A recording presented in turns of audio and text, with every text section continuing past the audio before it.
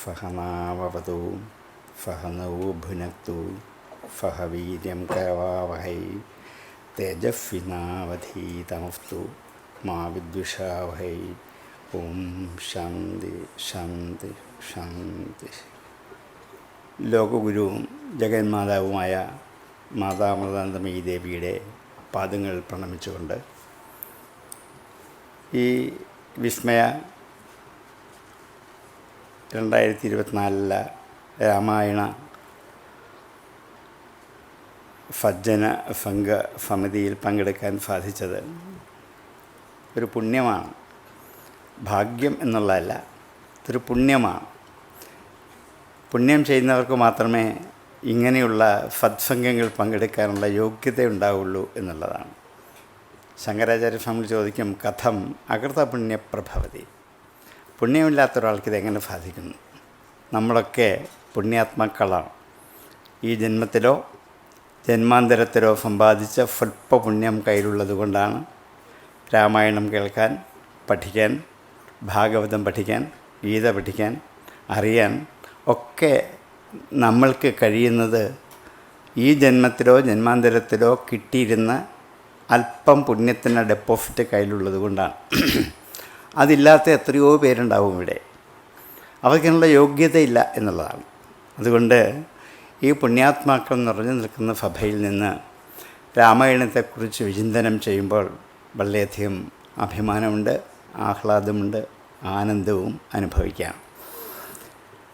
വിസ്മയ എന്നുള്ള പേരിലാണ് ഈ കുട്ടികളിലെ ഈ മനോഹരമായ ക്യാമ്പ് ഇവിടെ നടക്കുന്നത്. കഴിഞ്ഞ വർഷം നടന്നതാണ്.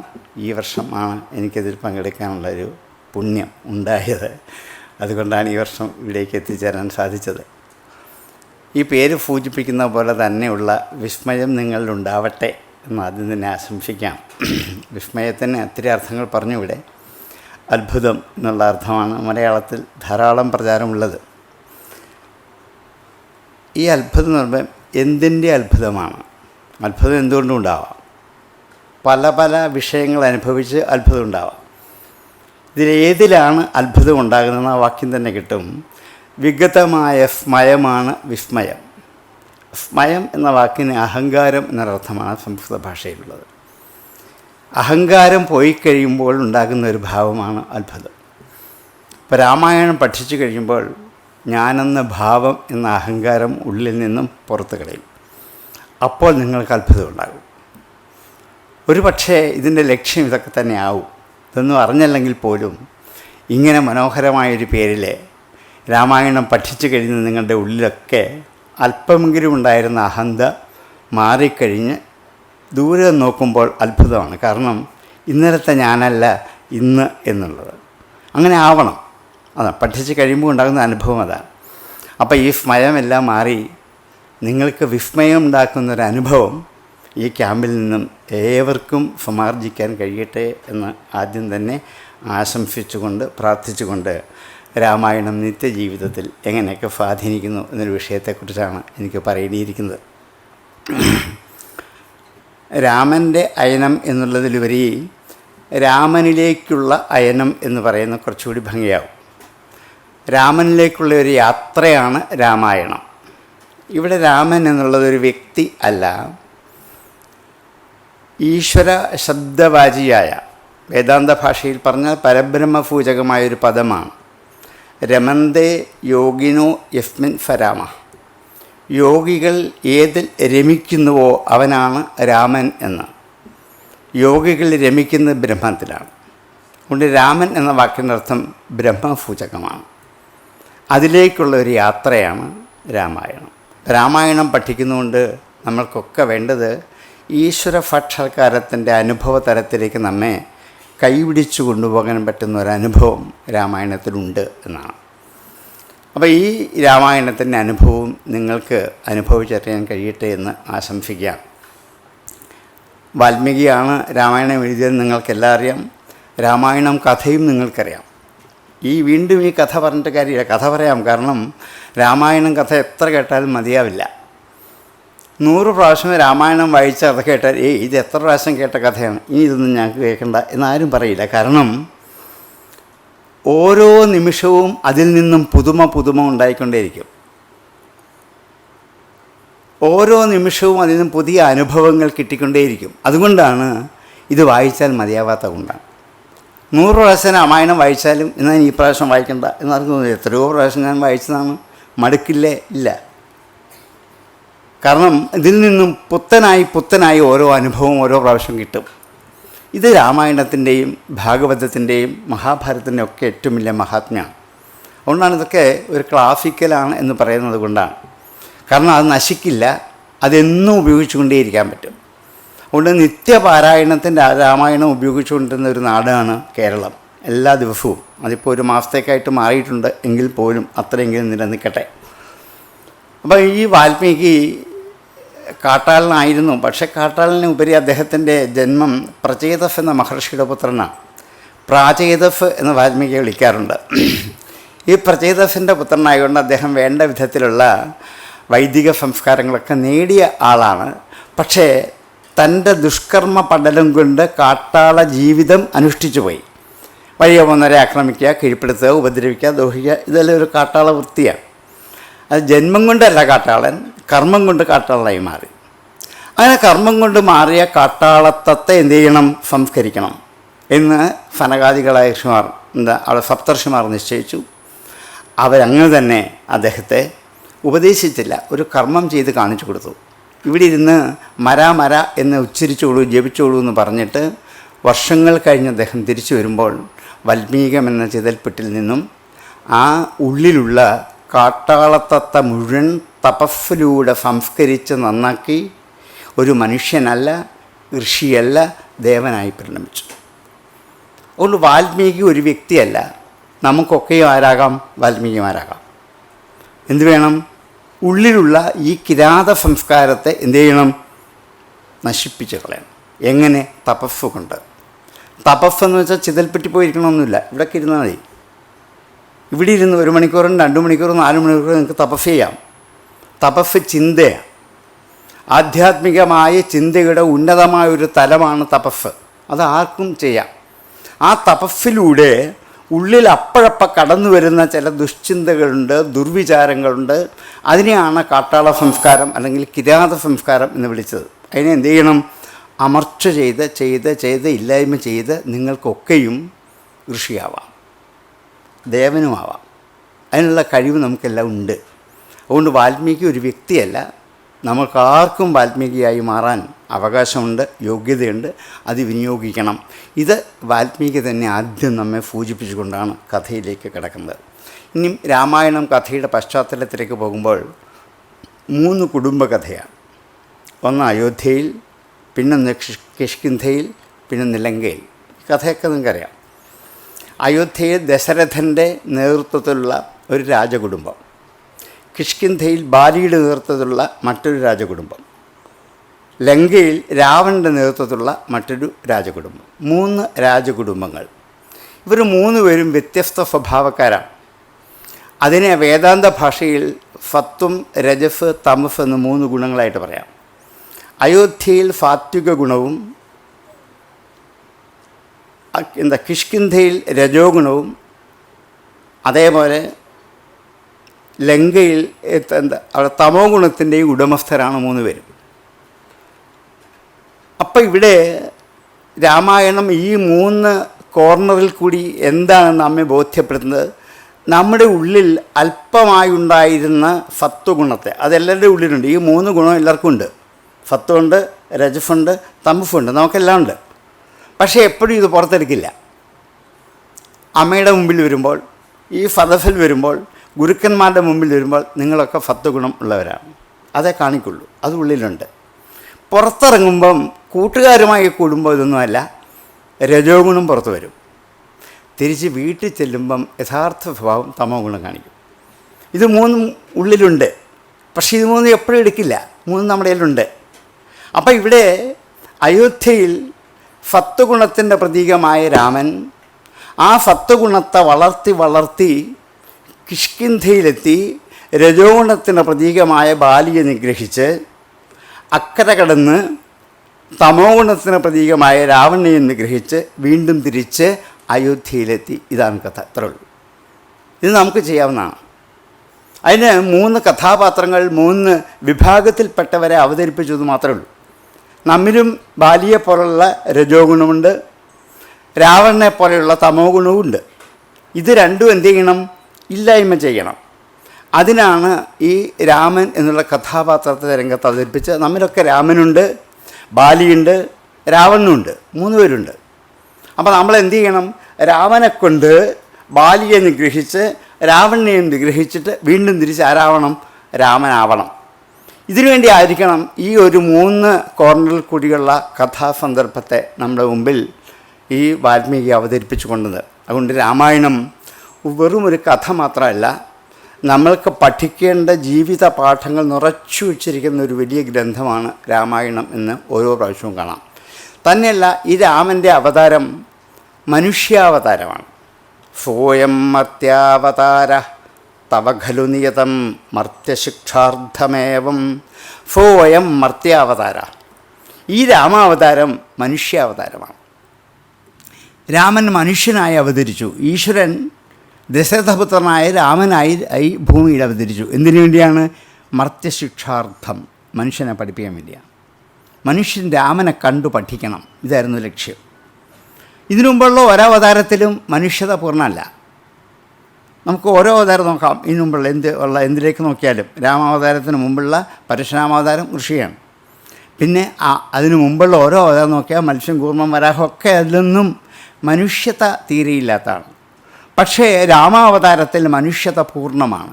ഒരു മനുഷ്യൻ എങ്ങനെ ഈ ലോക ജീവിതത്തിൽ ജീവിച്ചു പൂർണ്ണമാക്കണം എന്ന് കാണിക്കുന്ന മഹത്തായ ഗ്രന്ഥമാണ് രാമായണം. അങ്ങനെ അതിൽ കൂടി മനുഷ്യൻ ആധ്യാത്മികനായി പരിണമിച്ച് ഈശ്വര സാക്ഷാത്കാരത്തിൽ എത്തിച്ചേരണം. ഇതാണ് എൻ്റെ ലക്ഷ്യം. അപ്പം നമുക്ക് ഈ കഥാഗോളത്തിൽ കൂടി ഒന്ന് കടക്കുമ്പോൾ അറിയാം എന്നിങ്ങനെയാണ് രാമനിലെ മനുഷ്യർ നമ്മൾ കണ്ടു പഠിക്കേണ്ടത്. അയോധ്യ എന്ന രാജ്യത്ത് ദശരഥൻ എന്നൊരു രാജാവ് ഉണ്ടായി എന്നാണ് കഥ അവതരിപ്പിക്കുന്നത്. അയോധ്യ എന്ന വാക്കിൻ്റെ അർത്ഥം യുദ്ധം ചെയ്ത് കീഴ്പ്പെടുത്താനാവാത്തത് എന്നാണ്. അയോധ്യ യാ ഫ അയോധ്യ. യുദ്ധം ചെയ്ത് കീഴ്പ്പെടുത്താനാവാത്ത ഒന്നേ ഉള്ളൂ. എന്താണ്? ഈ പ്രപഞ്ചം. ഈ പ്രപഞ്ചത്തോട് മല്ലടിച്ച് ജയിക്കാൻ പറ്റില്ല എന്ന് അടുത്ത കാലത്ത് സുനാമി വന്നപ്പോഴും ഇപ്പം ഈ പകർച്ചവ്യാധി വന്നപ്പോഴൊക്കെ നമ്മെ ബോധ്യപ്പെടുത്തി. എല്ലാ ഡോക്ടർമാരും പറഞ്ഞ് അനുഭവിക്കില്ലാതെ മറ്റൊരു വഴിയില്ല, പരിഹാരമൊന്നുമില്ല എന്ന്. കാരണം പ്രപഞ്ച പ്രതിഭാസങ്ങളെ നമുക്ക് നേരിടാൻ പറ്റില്ല, അതിജീവിക്കാനുള്ള കരുത്ത് ഉണ്ടാക്കിയെടുക്കാനേ പറ്റുള്ളൂ. അതുകൊണ്ട് യുദ്ധം ചെയ്ത് കീഴ്പ്പെടുത്താനാവാത്ത ഈ അയോധ്യയിൽ അത് ആദ്യം പഠിക്കേണ്ട ഒരു പാഠമാണ്. പ്രപഞ്ച പ്രതിഭാസങ്ങളെ, ഇടി, മിന്നൽ, മഴ, കാറ്റ്, ഇങ്ങനെ എന്തൊക്കെ വന്നാലും അതിനെ നമുക്ക് നേരിടാനേ പറ്റുള്ളൂ. അതിനെ അതിജീവിച്ച് കഴിയാനുള്ള കരുത്ത് ഉണ്ടാക്കിയെടുക്കണം. ഗീത കൊടുക്കുന്ന ഏറ്റവും വലിയ ഉപദേശം ഇതാണ്. മാത്രാ സ്പർശാസ്തു കൗന്ദേയ ശീതോഷ്ണ സുഖദുഃഖദാഹ ആഗമ അപായിനോ അനിത്യാഹ താൻ തിതിക്ഷസ്വ ഭാരത. അത് സഹിക്കൂ അർജുന, വേറെ വഴിയില്ലല്ലോ ഇവിടെ. മഞ്ഞുകാലം വന്നാൽ എല്ലാവർക്കും അനുഭവിക്കണം, ചൂടുകാലം വന്നാൽ അങ്ങനെ തന്നെയാണ്. ഇത് ചൂടാണെന്ന് പറഞ്ഞാൽ ഒന്നും ചെയ്യാൻ പറ്റില്ല. എന്ത് ചെയ്യാണ്? അതിനെ അതിജീവിക്കാനുള്ള വഴികൾ കണ്ടെത്തിക്കൊള്ളുക. അപ്പോൾ നമ്മൾ കണ്ടെത്തി എല്ലാം AC ആക്കി ഫാനൊക്കെ ഇട്ട് അതിജീവിച്ച് പോവുക. അല്ല, ഇതില്ലാതാക്കാൻ നമുക്ക് പറ്റില്ല. അത് പ്രപഞ്ച പ്രതിഭാസങ്ങളാണ്. അതിനോട് മല്ലടിച്ച് നേരിടാൻ പറ്റില്ല. പിന്നെ എന്ത് ചെയ്യണം? അതിനെ അതിജീവിക്കാനുള്ള കരുത്തുണ്ടാക്കിയെടുക്കണം. അതുകൊണ്ടാണ് അയോധ്യ എന്ന ഈ പ്രപഞ്ചത്തിൽ ദശരഥനായി 10 രഥത്തോടു കൂടിയവൻ. രഥം എന്നുള്ളത് ഒരു സിംബോളിക്കാണ്. ഉപനിഷത്തിലൊക്കെ അവിടെ രഥം എന്നുള്ളത് ഇന്ദ്രിയങ്ങളുടെ പ്രതീകങ്ങളായിട്ട് അവതരിപ്പിക്കാറുണ്ട്. ദശരഥം എന്ന് വെച്ചാൽ 10 ഇന്ദ്രിയങ്ങൾ. ജ്ഞാനേന്ദ്രിയങ്ങൾ 5, കർമ്മേന്ദ്രിയങ്ങൾ 5. 10 ഇന്ദ്രിയത്തോടു കൂടി ഒരു ജീവൻ ഈ ഭൂമിയിൽ ജനിച്ചു അല്ലെങ്കിൽ ഉണ്ടായി. ഇതേ ഉള്ളൂ ദശരഥൻ എന്ന വാക്കുകൊണ്ട് ഉദ്ദേശിക്കേണ്ടത്. അതൊരു ആളായി, വ്യക്തിയായി, ഒരു രാജാവായി.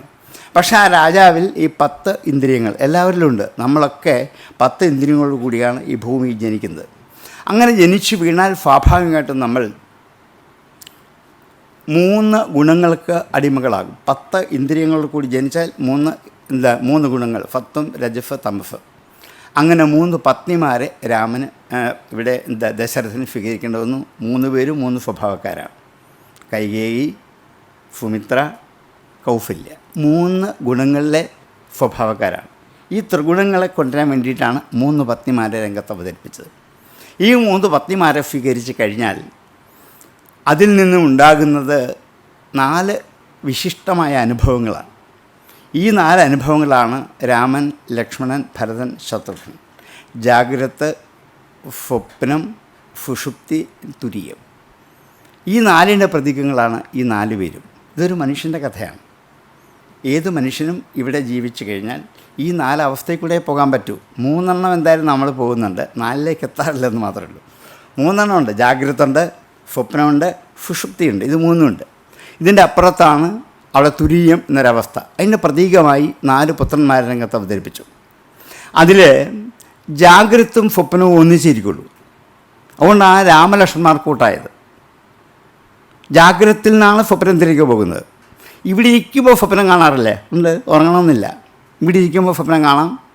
ഇനി എന്താ, അറിയാതെ കണ്ണടച്ച ആദ്യം വരുന്നത് എന്താണ്? സ്വപ്നം. പിന്നെ എന്ത് ചെയ്യൂ? ഉറക്കം. അപ്പോൾ ഈ ജാഗ്രതയും സ്വപ്നവും എപ്പോഴും ഒന്നിച്ചിരിക്കത്തുള്ളൂ. അവർ പരസ്പരം അത്ര കൂട്ടുകാരായിട്ട് കൂടിയിരിക്കുന്നത്. അതുകൊണ്ടാണ് രാമലക്ഷ്മണന്മാർ കൂട്ടുകാരായത്. എന്തുകൊണ്ടാണെന്ന് നമ്മൾ ചോദിക്കാറുണ്ട്. ഈ 4 പേരിൽ ഒരുപോലല്ലേ? എന്തുകൊണ്ട് ഇവർ തമ്മിൽ വലിയ കൂട്ടുകാരായി? ജാഗ്രതയും സ്വപ്നവുമാണ്. അവരെന്ത് ചെയ്തു? കൂട്ടുകാരായി. ഇവർക്കാണ് വിദ്യാഭ്യാസം വേണ്ടത്, അറിവ് വേണ്ടതും ഇതാണ്.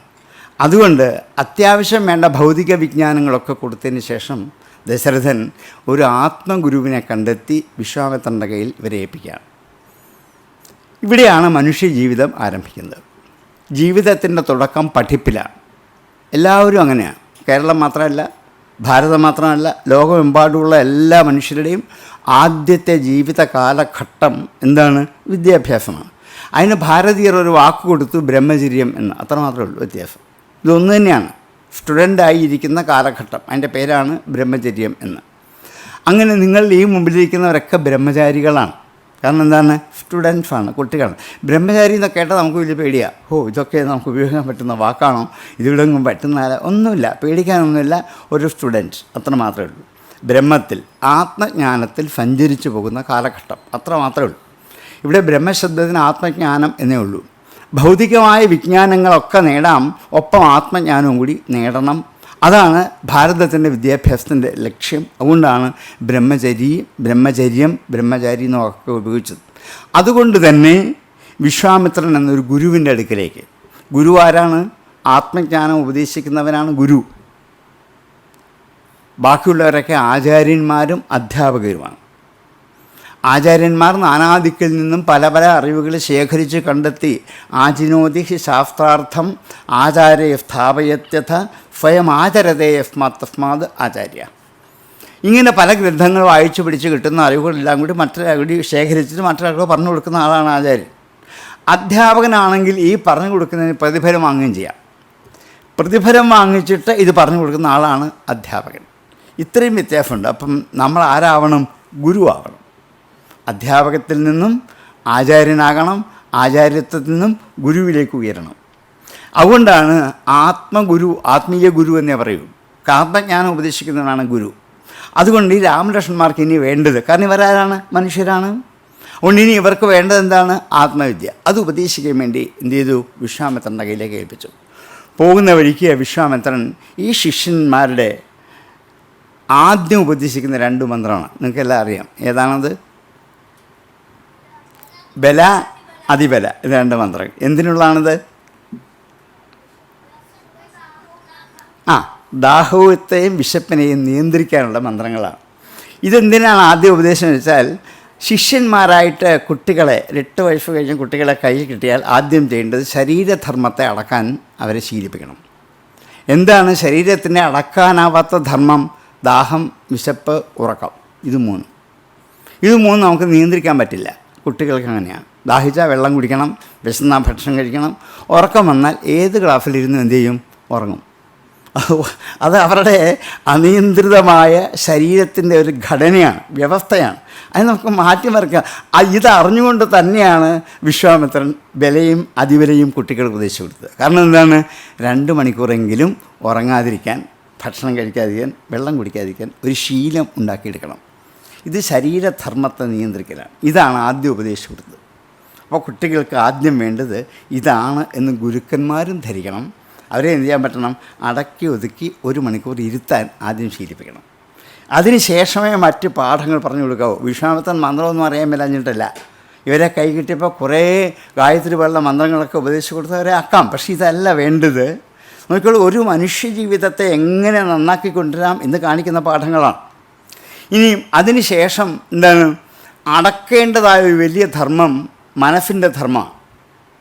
മനസ്സിൻ്റെ അനിയന്ത്രിതമായ ഒരു ധർമ്മം കാമമാണ്. കാമം എന്ന വാക്കിൻ്റെ അർത്ഥം ആഗ്രഹം എന്ന് മാത്രമേ ഉള്ളൂ. കുട്ടികളിൽ ഏറ്റവും അധികം വളർന്നു പന്തലിച്ചു വരുന്ന എന്താണ്? കാമമാണ്. എന്ത് കണ്ടാലും എനിക്ക് വേണം, എനിക്ക് വേണം, എനിക്ക് വേണം, ഇതാണ് കാമം. എന്തിനാണ് അതറിയില്ല, അത് വേണം. ഒരു പുതിയ സാധനം കണ്ടാൽ അതെനിക്ക് വേണം, അതെനിക്ക് വേണം എന്നിങ്ങനെ വാശിയാണ്. അതെന്തിനാണെന്നോ അവർക്കറിയില്ല, പക്ഷെ അവർക്കത് വേണം. അതൊരു കാമമാണ്. ഇങ്ങനെ ഓരോ നിമിഷവും ഓരോരോ കാമങ്ങൾ വന്നു കയറിക്കൊണ്ടേയിരിക്കും. അത് വേണം, ഇത് വേണം, മറ്റൊന്ന് വേണം. ഇത് ഇങ്ങനെ കാണുന്നതിനെക്കുറിച്ചുള്ള കാമവാസനകൾ ആരുടെ ഉള്ളിലുണ്ട്? കുട്ടികളുടെ ഉള്ളിൽ ഏറ്റവും കൂടുതൽ അവരിലാണ്. അതിനെ വളർത്തിക്കൊണ്ടുവരരുത്. അതിനെന്ത് ചെയ്യണം? തളർത്തിക്കൊണ്ടുവരണം. അതിനെന്ത് ചെയ്യണം? ഈ കാമനകളെ തൽക്കാലം ബാധിച്ചു കൊടുക്കരുത്. എന്ത് ചെയ്യണം? നീട്ടിക്കൊണ്ടുപോകണം. നാളെ ആവട്ടെ, ഇന്ന് എൻ്റെ പൈസ ഇല്ല, കുറച്ച് കഴിയട്ടെ, മറ്റന്നാളാവട്ടെ. അപ്പോൾ ആ ഒറ്റ ദിവസം കൊണ്ട് ഈ കാമം പോകും. കിട്ടില്ല എന്ന് പറഞ്ഞാൽ പിന്നെ ഈ കാമം പോകും. നാളെ വേർന്ന് വരും, ഉറപ്പാണ്. ഇത് കഴിയുമ്പോൾ പിറ്റേ ദിവസം ആവശ്യപ്പെടുന്നത് പെൻസിലല്ല, പിന്നെന്താണ്? മറ്റൊരു പേനയ്ക്ക് വേണ്ടിയായിരിക്കും. ആ പേന വേണം എന്നായിരിക്കും. ആ പേന വാങ്ങാൻ എൻ്റെ കാശില്ല, നാളെ ആട്ടെ, അച്ഛന് പൈസ കിട്ടുമ്പോൾ വാങ്ങിച്ചു തരാം, പിന്നെ ആട്ടെ എന്നൊക്കെ പറഞ്ഞ് എന്ത് ചെയ്യാം? ഒന്ന് ആശ്വസിപ്പിച്ച് തൽക്കാലം അടങ്ങും. അടുത്ത ദിവസം അവൻ അതല്ല പറയുന്നത്, വേറൊരാഗ്രഹം. അപ്പോൾ ഈ കാമത്തെ എന്ത് ചെയ്യാൻ പറ്റാം? അമർത്തി വയ്ക്കാം, നമുക്ക് ഉറപ്പാണ്. പക്ഷെ നമ്മൾ എന്ത് ചെയ്യാറില്ല. ഇന്നത്തെ മാതാപിതാക്കളും കുട്ടികളും അതിനെ വളർത്തിക്കൊണ്ടിരിക്കുക. കാരണം എന്താണ്?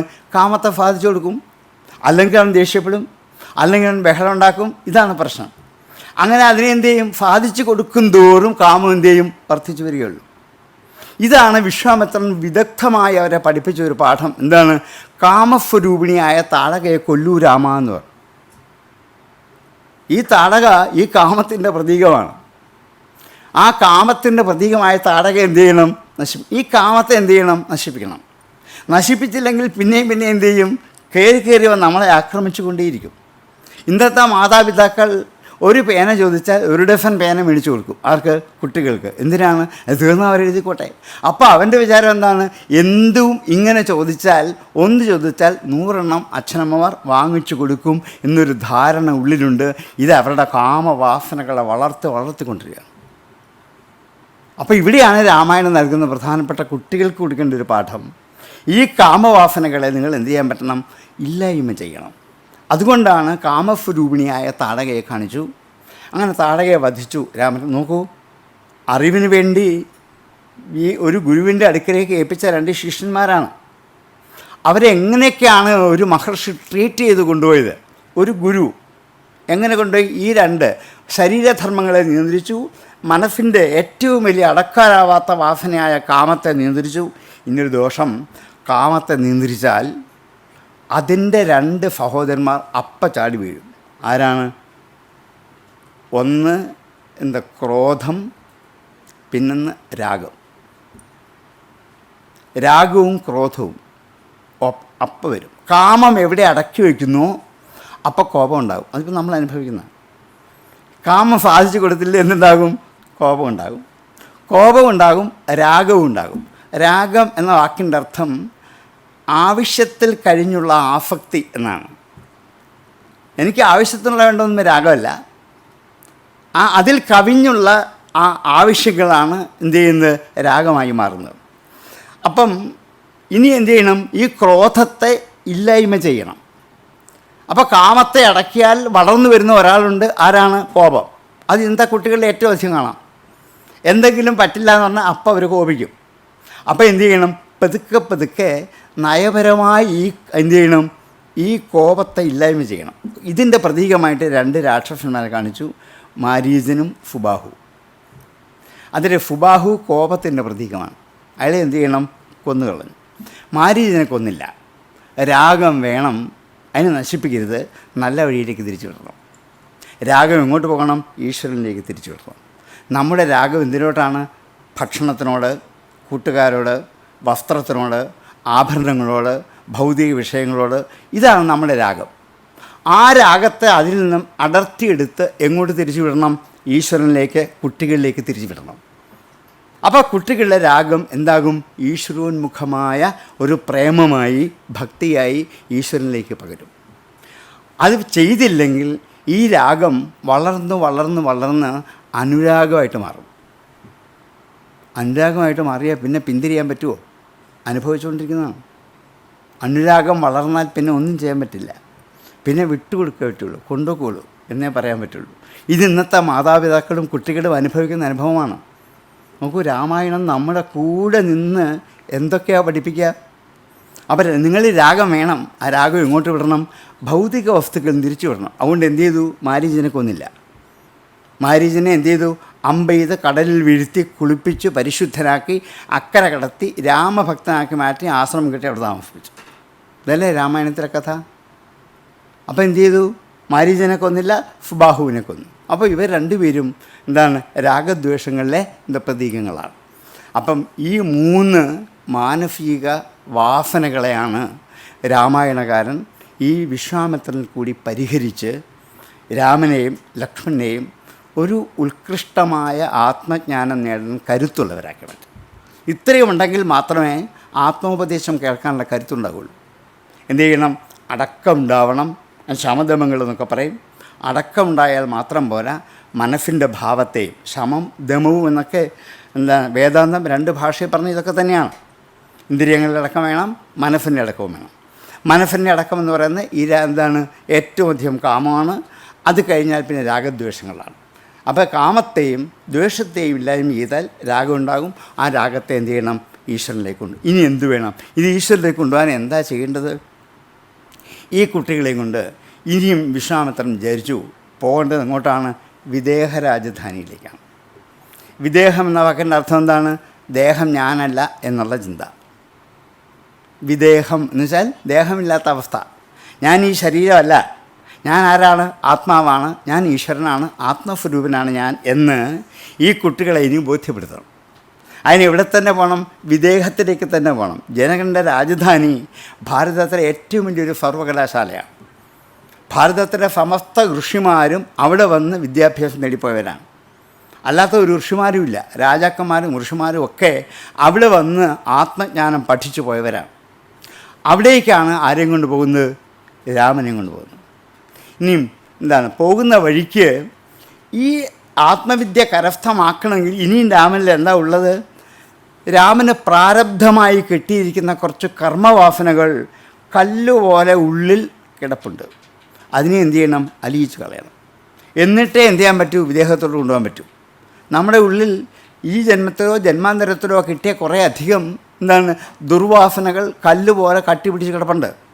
അതിനെ എന്ത് ചെയ്യണം? ഉരുക്കി കളയണം. അതുകൊണ്ട് അഹല്യ എന്നൊരു കഥാപാത്രത്തെ കല്ലാക്കി കാണിച്ചു. ആ കല്ലിനെ ഉരുക്കി അലിയിച്ചു. രാമൻ്റെ ഉള്ളിൽ നിന്നും എന്ത് മാറി? ആ തീക്ഷ്ണമായ ഇത്രയും കാലവും സംഭരിച്ചു വച്ചിരുന്ന ആ ജന്മാന്തര വാസനകളെ മുഴുവനും അലിയിച്ച് കളഞ്ഞിട്ട് രാമനെ എന്ത് ചെയ്തു? അക്കരെ കൊണ്ടുപോകണം. ഗംഗ കിടന്ന് അക്കരെ കൊണ്ടുപോയി ദേഹരാജധാനി. അവിടെ ഈ ആത്മജ്ഞാനം നേർന്ന് അത്ര എളുപ്പമല്ല. ഒരു വില്ല് പോലെ വളഞ്ഞിരിക്കുകയാണ്. അതെന്ത് ചെയ്യണം? എടുത്ത് പൊക്കി നേരെ ചൊവ്വിനെ എന്ത് ചെയ്യാൻ പറ്റണം? കുലയ്ക്കാൻ പറ്റുമെങ്കിൽ മാത്രമേ ഇത് നേടാൻ പറ്റൂ. ഇനി എന്ത് ചെയ്യണം? നല്ല വീര്യവും വേണം, ധൈര്യവും വേണം, നല്ല ബുദ്ധിയും വേണം, നല്ല ശക്തിയും വേണം. ഇത് രണ്ടും ഇത്രയും കൊണ്ട് ഈ സഹവാസം കൊണ്ട് ആർക്കുണ്ടായി? രാമലക്ഷ്മണന്മാർക്കുണ്ടായി. രാമൻ അനായാസമായി വില്ല് കുലച്ച് ആത്മജ്ഞാനത്തിൻ്റെ പ്രതീകമായി സീതയെ സ്വീകരിച്ചു. സീത ആത്മജ്ഞാനത്തിൻ്റെ പ്രതീകമാണ്. ആ സീതയെ സ്വീകരിച്ച് ഇനിയും ഈ ആത്മജ്ഞാനത്തിന് കൂട്ട് കിട്ടിയാൽ ജീവിതം സുഭദ്ര. പക്ഷേ അങ്ങനെ വന്നാൽ പോകുന്ന വഴിക്ക് തടസ്സങ്ങൾ ധാരാളം ഉണ്ടാകാം. ആ തടസ്സത്തെ നേരിടാൻ ആത്മജ്ഞാനം വേണം.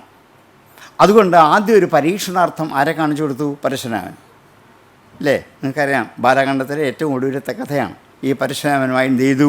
നേരിട്ടു. എന്തുകൊണ്ടാണ്? ആത്മസംയമം കൊണ്ടാണ്. ആത്മസംയമം കൊണ്ട്. അതെന്തുകൊണ്ടാണിത്? ഇവിടെ നിന്ന് കിട്ടിയ വിദേഹരാജധാനിയിൽ നിന്നും സീതയിലൂടെ സംക്രമിച്ചു വന്ന ഒരു ആത്മജ്ഞാനത്തിൻ്റെ കരുത്തുണ്ട്. ആ കരുത്തുകൊണ്ട് ഇദ്ദേഹത്തെ നേരിട്ട് ഇനി ഇങ്ങോട്ടില്ലാണ് അയോധ്യയിലേക്ക്. ഇത്രയും ബാലകാണ്ഡത്തിലെ കഥയാണ്. ബാലകാന്ഡം എന്നുള്ളത് കുട്ടികൾക്ക് വേണ്ടിയുള്ള കാണ്ഡം എന്ന് തന്നെ പറയാം. ബ്രഹ്മചര്യത്തിൻ്റെ കഥയാണ് ബാലകാണ്ഡത്തിൽ പറയുന്നത്. ഞാൻ ചുരുക്കി പറയാണ്, ബാലകാണ്ഡത്തിൻ്റെ കഥ ബ്രഹ്മചര്യത്തിൻ്റെ കഥയാണ്. ഇത്രയും ആർക്ക് വേണം? നിങ്ങൾക്ക് വേണം. ഇത്രയും പഠിപ്പിക്കാനാണ് ഇതേപോലെ. ബാലശബ്ദത്തിൻ്റെ അർത്ഥം വല സംരക്ഷണ എന്ന ധാതുവിൽ നിന്നാണ് ബാലൻ എന്നൊരു വാക്കുണ്ടാകുന്നത്. സംരക്ഷണം ആവശ്യമുള്ള കാലഘട്ടമാണ് ബാലം. അതുകൊണ്ട് ബാല്യാവസ്ഥയിൽ സംരക്ഷണം വേണം. ആരുടെ? മാതാപിതാക്കന്മാരുടെയും ഗുരുക്കന്മാരുടെയും. അതില്ലാതെ പോകാൻ പറ്റില്ല. അവരിൽ നിന്ന് കിട്ടേണ്ട പാഠങ്ങൾ എന്തൊക്കെയാണ് രാമായണം പറഞ്ഞത്. ഇത് സ്വീകരിച്ചു കൊണ്ട് പോകുന്നതുകൊണ്ട് തന്നെ ഈ കാണ്ഡത്തിന് ബാലകാണ്ഡം എന്നൊരു പേരും കൊടുത്തു. ഇനിയും രണ്ടാമത്തെ കാണ്ഡം അയോധ്യാകാണ്ഡത്തിലേക്ക് കിടക്കുമ്പോൾ അത് ഗാർഹസ്ഥ്യ ജീവിതത്തിലുള്ളവർക്കാണ്. നിങ്ങൾക്കിപ്പോൾ ആവശ്യമില്ല, പക്ഷേ ഇനി വേണ്ടി വരും. ഇപ്പം അത് ആവശ്യമില്ല, പക്ഷേ ഇനി നിങ്ങൾക്ക് എന്ത് വരും? അടുത്ത ഗാർഹസ്ഥ്യത്തിലേക്ക് കിടക്കാൻ വേണ്ട ആത്മജ്ഞാനം കൊണ്ടേ കിടക്കാവൂ. ഇനിയും ആ സീതയെ സ്വീകരിച്ച് അയോധ്യ രാജധാനിയിലേക്ക് വരുമ്പോൾ ആ സീത ജനകൻ്റെ രാജധാനിയിൽ ഏറ്റവും ആനന്ദകരമായി ഉല്ലസിച്ച് കളിച്ചു വളർന്നവളാണ്. ധാരാളം ബാല്യകാല ലീലകൾ സഖിമാരുമൊത്ത് നൃത്തമാടി, പാട്ടുപാടി, പന്തടിച്ച്, കളിച്ച് രസിച്ച് ഇഷ്ടം പോലെ സഞ്ചരിച്ചവളാണ്. സ്വർണ്ണക്കട്ടിലിൽ നല്ല മനോഹരമായ മെത്തയിൽ പൂക്കൾ വിരിച്ച് അവിടെ കിടന്നുറങ്ങി ശീലിക്കുന്ന രാജകുമാരിയാണ്. അത്രയും മഹാത്മ്യമുള്ള അവൾ അവിടെ നിന്നും തിരിച്ചു വന്ന് എവിടേക്കാണ്? അയോധ്യയിലേക്ക്. അയോധ്യ രാജധാനിയിലേക്ക് കടന്നു വരുമ്പോൾ ഒരു കൊച്ചുകുട്ടിയാണ്. അങ്ങനെ കടന്നു വരുമ്പോൾ അവൾക്ക് ആദ്യം അഭിമുഖീകരിക്കേണ്ടി വരുന്നത് 3 അമ്മായിയമ്മമാരെയാണ്. ഒരാളല്ല, പിന്നെ ആരാണ്? 3 പേര്. നോക്കൂ, ഒരാളെപ്പോലും എന്ത് ചെയ്യാൻ പറ്റുന്നില്ല. ഇന്നത്തെ കുട്ടികൾക്ക് വെച്ചു പുലർത്താൻ ആവുന്നില്ല. അവിടെ 3 അമ്മായിയമ്മമാരെ കാണിച്ചു കൊടുത്തു. അവരുമായിട്ട് സീത എന്ത് ചെയ്യണം? പൊരുത്തപ്പെടണം. അവർ മാത്രം പോരാ, പിന്നെന്താണ്? ഭർത്താവിന് 3 സഹോദരന്മാരുണ്ട്, അവരോട് പൊരുത്തപ്പെടണം. പിന്നെ ആ രാജധാനിയിൽ മുഴുവൻ മന്ത്രിമാരുണ്ട്, സഹവാസികളുണ്ട്, പരിചാരകന്മാരുണ്ട്, ഇവരൊക്കെ ആയിട്ട് പൊരുത്തപ്പെടണം. ഈ പൊരുത്തപ്പെടാനുള്ളൊരു ആത്മവിദ്യ അച്ഛൻ്റെ കയ്യിൽ നിന്ന് ആർക്ക് കിട്ടി? സീതയ്ക്ക് കിട്ടി. സീത കളിച്ച് വരുമ്പോൾ ആ രാജധാനിയിലുള്ള സ്കൂളിൽ, എവിടെയാണ്? അച്ഛൻ്റെ സ്കൂളിൽ കയറിയിരിക്കും. അവിടെ നടക്കുന്നത് എന്താണ്? ആത്മവിദ്യയുടെ വാദം മാത്രമേ ഉള്ളൂ. ഇത് സീത കേൾക്കും. ഇത് കേട്ട് സീതയുടെ മനസ്സ് എന്തിനോടും പൊരുത്തപ്പെടാൻ പാകത്തിനുള്ള ഒരു പൊരുത്തപ്പെടലുണ്ടാക്കിയെടുത്തു. നോക്കൂ, അടുത്തൊരു പാഠം രാമായണം കൊടുക്കുകയാണ്. പെൺകുട്ടികൾ അച്ഛനമ്മമാരിൽ നിന്നും പഠിക്കേണ്ട നല്ല പാഠങ്ങൾ. അതെന്താണ്? പൊരുത്തപ്പെടലിൻ്റെ പാഠമാണ്. അവർ മറ്റൊരു വീട്ടിലേക്ക് പോയി ജീവിക്കേണ്ടവരാണ്. അവിടെ ചെന്നാൽ അവരുമായി എന്ത് ചെയ്യാൻ പറ്റണം? പൊരുത്തപ്പെടാൻ പറ്റണം. അതിന് തക്ക ഒരു ആത്മജ്ഞാനം കൊണ്ട് മാത്രമേ ഇത് പറ്റുള്ളൂ, ബാക്കിയൊന്നും പറ്റില്ല. ഭൗതികമായ എത്ര വിജ്ഞാനം നേടിയാലും പൊരുത്തപ്പെടാനാവില്ല. അപ്പോൾ പൊരുത്തപ്പെടാൻ പാകത്തിനുള്ള ഒരു അറിവ്, ഒരു കഴിവ് നേടിയെടുക്കണമെങ്കിൽ എന്ത് ചെയ്യാൻ പറ്റണം? ആത്മജ്ഞാനം. അതുകൊണ്ടാണ് ചെറുപ്പം മുതലേ കൗമാര ആചരയത് പ്രാജ്ഞഃ ധർമാൻ ഭാഗവതാൻ ഇഹ എന്ന് ഭാഗവതത്തിൽ പറഞ്ഞുകൊണ്ടാണ്. കൗമാരത്തിൽ തന്നെ എന്ത് ചെയ്യാൻ പറ്റണം? ഇങ്ങനെയുള്ള ആത്മജ്ഞാനത്തിൻ്റെ പാഠം ചെറുപ്പകാലം മുതൽ ചെയ്തിരിക്കണം. നിങ്ങൾക്ക് ഈ അമൃതാനന്ദമയി മഠത്തിൽ നിന്ന് കിട്ടിയ ഏറ്റവും വലിയൊരു ഭാഗ്യം ഇതാണ്. ഇവിടെ നിന്ന് ഇതേ കിട്ടാനുള്ളൂ. എങ്ങോട്ട് തിരിഞ്ഞാലും ഈ ആത്മജ്ഞാനത്തിൻ്റെ പാഠങ്ങൾ, അറിവുകൾ, കഴിവുകൾ മാത്രമേ നിങ്ങൾക്ക് കിട്ടാനുള്ളൂ. അത് നിങ്ങളുടെ ജീവിതത്തിൽ വളർത്തി കൊണ്ടുവരാൻ നിങ്ങൾക്ക് കഴിയും. അത് ഇവിടുന്ന് കിട്ടുന്നുണ്ട്. അല്പം ഒരു വെളിച്ചം പോലെ നിങ്ങളുടെ ഉള്ളിലുണ്ട്. അത് വളർത്തിക്കൊണ്ടുവന്നാൽ സീതയെപ്പോലെ. ഇനിയും അവിടെ ചെന്ന് കഴിഞ്ഞ് ഏതാനും ദിവസങ്ങൾക്കകമാണ് എങ്ങോട്ട് പോകേണ്ടതെന്ന്? കാട്ടിലേക്ക്, വനത്തിലേക്ക് പോകേണ്ടത്. എങ്ങനെയാണ്? പട്ടാഭരണങ്ങളൊക്കെ ഉപേക്ഷിച്ചിട്ട് മരവുരി മാത്രം ധരിച്ച്. നമുക്കുള്ള യൗവനത്തിലേക്ക് കിടക്കുന്ന ഒരു കുട്ടിയുടെ മാനസികാവസ്ഥയാണ്. ഇതൊക്കെ ആയിട്ട് പൊരുത്തപ്പെടാൻ സീതയ്ക്കൊരു വിഷമവുമില്ല. വനമെങ്കിൽ വനം. ഞാൻ രാമൻ്റെ കൂടെ വനത്തിലേക്ക് പോകാണ്. ആഭരണവും വേണ്ട, വസ്ത്രവും വേണ്ട, ഒന്നും വേണ്ട. സ്വർണ്ണവളകൾ സ്വർണ്ണാഭരണങ്ങൾ കൊണ്ട് കയ്യും കഴുത്തും നിറച്ച് വന്നവളാണ്. ഇതെല്ലാം കളഞ്ഞു, ഒരു മടിയില്ല. ഇതൊക്കെ മാറ്റിവെക്കാനുള്ളൊരു മനോഭാവം, ഒരു ആത്മജ്ഞാനത്തിൻ്റെ കരുത്ത് സീതയിൽ ആ പാഠശാലയിൽ നിന്ന് കിട്ടി. അതുകൊണ്ട് കുട്ടികൾക്ക് ഈ പാഠശാലയിൽ നിന്ന് കിട്ടേണ്ടത് ആത്മജ്ഞാനത്തിൻ്റെ കരുത്തുറ്റ പാഠമാണ്. ഇതാണ് കരുത്ത്. ഇന്നത്തെ കുട്ടികൾക്ക് കരുത്തില്ല. ഒന്നും സഹിക്കാനാവില്ല, ക്ഷമിക്കാനാവില്ല, ഒന്ന് വഴക്ക് പറയാൻ പോലും പറ്റില്ല. കാരണം അവർക്ക് എന്തുകൊണ്ടാണ്? ആത്മജ്ഞാനത്തിൻ്റെ കരുത്തില്ലാത്തതുകൊണ്ടാണ്. ഈ ആത്മജ്ഞാനത്തിന് കരുത്തുള്ളിലുണ്ടെങ്കിൽ എന്തൊക്കെ വന്നാലും സഹിക്കാനും ക്ഷമിക്കാനും പറ്റും, പൊരുത്തപ്പെടാനും പറ്റും. നോക്കൂ, 3 ഗുണങ്ങൾ ഈ സീതയിലൂടെ. ഇവരെല്ലാം മനുഷ്യ കഥാപാത്രങ്ങളാണ്, ഇവരാരും ഈശ്വരന്മാരല്ല. ആണെങ്കിൽ ഇതൊക്കെ രാമൻ അനായാസമായിട്ടും എന്ത് ചെയ്യാമായിരുന്നു? ഈ രാജധാനിയിൽ നിന്നും രാജ്യഭാരം സ്വീകരിക്കാൻ പറ്റും, സീതയെ ഉപേക്ഷിക്കാതെ കൊണ്ടു നടക്കാൻ പറ്റും. എന്തൊക്കെ കാര്യങ്ങളാണ്. രാവണനെ കൊല്ലാൻ ഇത്ര വലിയ പാടുണ്ടോ?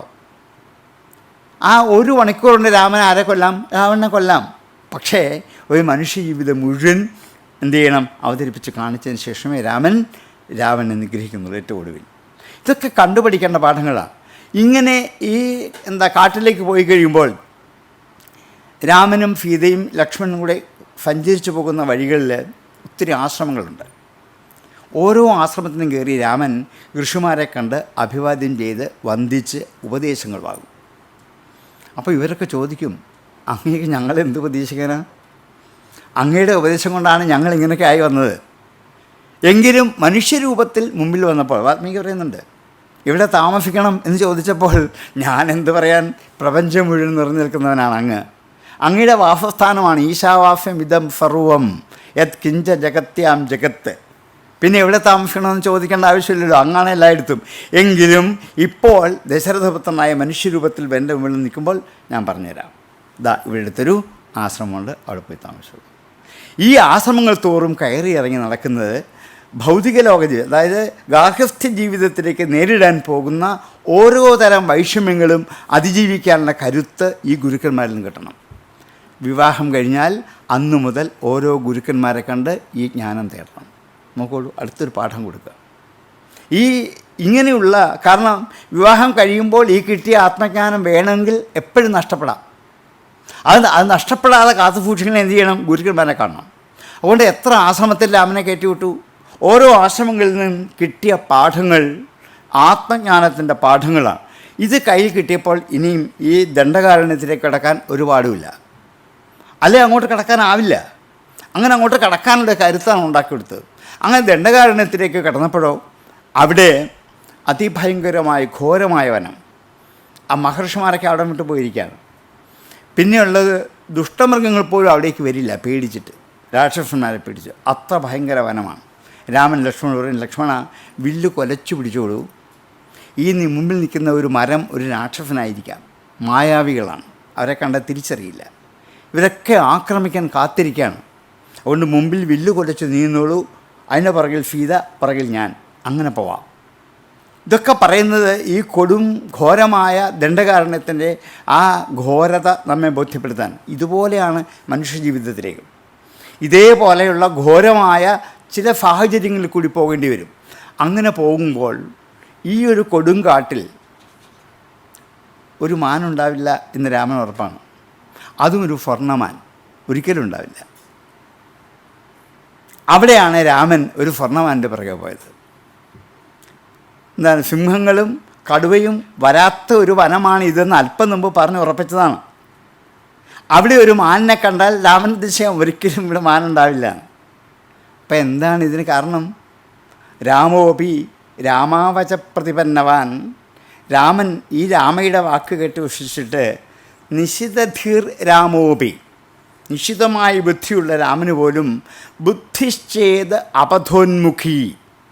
ബുദ്ധി ഒരു നിമിഷം വഴിവിട്ടുപോയാൽ ആർക്കും ഇങ്ങനെ സംഭവിക്കാം. ആത്മജ്ഞാനം നഷ്ടപ്പെടും. അവിടെയാണ് ശ്രദ്ധിക്കേണ്ടത്. ബുദ്ധിശ്ചേത് അപഥോന്മുഖി. ബുദ്ധി വഴിവിട്ടുപോയാൽ ഇവിടെ പോയി. ഒരു നിമിഷം ഈ മാനിനെ കണ്ട് ബുദ്ധി എന്ത് ചെയ്തു? വഴിവിട്ടുപോയി. വഴിവിട്ടു പോയാൽ ആര് പോകും? ആത്മജ്ഞാനം പോകും, ഉറപ്പാണ്. ഇതൊക്കെ എന്ത് ജീവിത പാഠങ്ങളാണ് നൽകുക. അതുകൊണ്ട് ഉണ്ടായ ബുദ്ധി നഷ്ടപ്പെടാതെ, അത് നഷ്ടപ്പെടാനാവാത്ത കരുത്ത് സ്വീകരിച്ചുകൊണ്ട് മുമ്പോട്ട് പോകണം. അല്ലെങ്കിൽ ഇത്രയും നാളെ നേടിയ ആത്മജ്ഞാനം മുഴുവൻ ഗാർഹസ്ഥ ജീവിതത്തിൽ നഷ്ടപ്പെടും. ഏറ്റവും നഷ്ടപ്പെടുന്ന അവിടെ വെച്ചാണ്. അതിൻ്റെ സാഹചര്യം ഇഷ്ടം പോലെയാണ്. ഘോരവനം, മാന്, നമ്മളെ കബളിപ്പിക്കാൻ വരുന്ന സ്വർണ്ണമാൻ, എത്രയൊക്കെയാണ്. ഇതൊക്കെ വെച്ചിങ്ങനെ നമ്മെ ഇല്ലേ, എത്ര വർഷങ്ങളാണ് നമ്മളെ ഇന്ന് മോഹിപ്പിച്ചുകൊണ്ടിരിക്കുന്നത്. ടി വി തുറന്നാൽ, വഴിയെ പോയാൽ, റോഡിൽ കൂടെ പോയാൽ, ബസ്സിൽ കയറിയാൽ, ട്രെയിനിൽ കയറിയാൽ എല്ലാം എന്തേ ഉള്ളൂ? പരസ്യങ്ങളിലെ ഒരു പൂരം. ആരെ പോലാണ്? ഈ സ്വർണ്ണമാനിനെ പോലെ ഇങ്ങനെ കൂടെ നിൽക്കുകയാണ്. നമ്മളെന്ത് ചെയ്യും? അറിയാതിൽ ഭ്രമിച്ചു പോകും. പോയാൽ ബുദ്ധിശ്ചേത് അപഥോന്മുഖി, അപകടത്തിലേക്ക് വിടും. അങ്ങനെ പോയാൽ ഈ ആത്മജ്ഞാനം നഷ്ടപ്പെടും. അങ്ങനെയാണ് സീതയെ നഷ്ടപ്പെടാൻ കാരണമായത്. ഇതൊക്കെ ഓരോ പാഠങ്ങളാണ്. ഇങ്ങനെ രാമായണത്തിൻ്റെ അന്തിമം വരെ, 7ാമത്തെ കാണ്ഡം വരെ വാൽമീകി മനുഷ്യജീവിതത്തിൻ്റെ ഒരു കഥ വരച്ചു കാണിക്കുകയാണ്. എന്താണ്? ബ്രഹ്മചര്യം, ഗാർഹസ്ഥ്യം, വാനപ്രസ്ഥം, ഈ 3 ജീവിതം.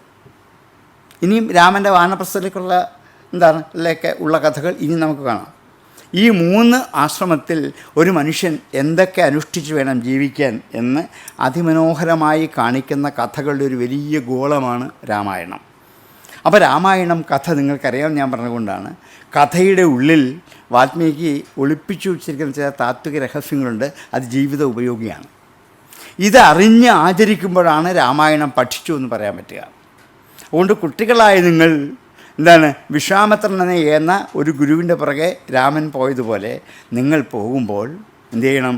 കാമവാസനകളെ അടക്കി നിർത്താൻ, അതുപോലെ ദ്വേഷ്യത്തെ ഇല്ലായ്മ ചെയ്യാൻ, രാഗത്തെ ഈശ്വരനിലേക്ക് തിരിച്ചുവിടാൻ. ഈ 3 കാര്യങ്ങൾ ബാലകാണ്ഡത്തിൽ നിന്ന് പഠിച്ചാൽ അറിയാതെ ആത്മജ്ഞാനത്തിന് ഉടമസ്ഥരാകും. അത് നേടിയാൽ ജീവിതത്തെ എന്തിനോടും പൊരുത്തപ്പെടാൻ പറ്റും. എന്തു വേണമെങ്കിൽ വന്നോട്ടെ, സഹിച്ചോളാം, ക്ഷമിച്ചോളാം, ഈ കരുത്തുണ്ടാകും. ആരോടും പരിഭവമില്ലാതെ, ആരോടും കോപമില്ലാതെ സുഖകരമായൊരു ജീവിതത്തിൻ്റെ മാർഗം രാമായണം കാണിച്ചു തരികയാണ്. ആ വഴി കൂടി സഞ്ചരിച്ച് പോകണം. അതാവണം നമ്മുടെ ജീവിതത്തിൻ്റെ ലക്ഷ്യം. ഈ ക്യാമ്പിൽ നേടുന്ന ഏറ്റവും വലിയ മാർഗങ്ങളിതാണ്. ഞാൻ ആദ്യം പറഞ്ഞതുകൊണ്ടാണ്, നിങ്ങളുടെ ഉള്ളിലുള്ള ഞാനെന്നുള്ള ആ ഭാവത്തെ മാറ്റിക്കളഞ്ഞാൽ, സ്മയത്തെ മാറ്റിക്കളഞ്ഞാൽ കോപം പോവും, കാമവും പോവും. പിന്നെ നിങ്ങൾ ആരാകും? വിസ്മയമുള്ളവരാകും, അത്ഭുതമുള്ളവരായിട്ട് മാറും. ഈ വിസ്മയം നിങ്ങളേവർക്കും സംജാതമാകട്ടെ എന്ന് പ്രാർത്ഥിക്കുന്നു. ഒരു 3/4 മണിക്കൂർ നേരം ഒരു പ്രഭാഷണം കേൾക്കാനുള്ള കരുത്ത് കുട്ടികൾക്കുണ്ടാവില്ല, വലിയവർക്കുണ്ടാകും. 1 മണിക്കൂർ 1.25 മണിക്കൂറൊക്കെ അവരോട് പറയാം. പക്ഷേ കുട്ടികളെ സംബന്ധിച്ച് 3/4 മണിക്കൂർ കഴിയുമ്പോൾ അവരുടെ മനസ്സ് മറ്റു വഴിയിലേക്ക് പോകും. അതിൽ കൂടുതൽ കുട്ടികളോട് പറയരുത് എന്ന് എൻ്റെ ഗുരുനാഥന്മാർ എന്നെ പഠിപ്പിച്ചിട്ടുണ്ട്. അതുകൊണ്ട് ഞാൻ ഒത്തിരി സമയം നിങ്ങളോട് പറയില്ല. ഇനിയുള്ള സന്ദർഭമുണ്ട്. അങ്ങനെയുള്ള സന്ദർഭത്തിൽ നിങ്ങൾക്ക് അടുത്ത കാണ്ഡങ്ങളിലേക്കും കടന്ന് രാമായണം സമ്പൂർണ്ണമായും പഠിക്കാനുള്ള അവസരം ഉണ്ടാക്കിയെടുക്കാൻ പറ്റും. അതുകൊണ്ട് ഇത്രയും സമയം രാമായണത്തിൽ കൂടി സഞ്ചരിച്ചിട്ട് അതിൽ കൂടി കിട്ടിയ വിശിഷ്ടമായ രത്നങ്ങൾ നിങ്ങളുടെ ഉള്ളിലേക്ക് എത്തിക്കാൻ സാധിച്ചു എന്നുള്ള കൃതാർത്ഥത എനിക്കുണ്ട്.